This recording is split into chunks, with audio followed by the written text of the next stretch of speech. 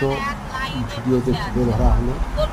যদি আপনাদের ভালো লাগে তাহলে শেয়ার করুন এবং রিপ্লাই দেন, পাশে থাকুন। শুভরাত্রি। আপনারা সেই অপূর্ব দৃশ্য দেখলেন, কেমন লেগেছে আপনাদের তা অবশ্যই জানাবেন। খুব সুন্দর একটি প্রাকৃতিক দৃশ্য তুলে ধরা হলো।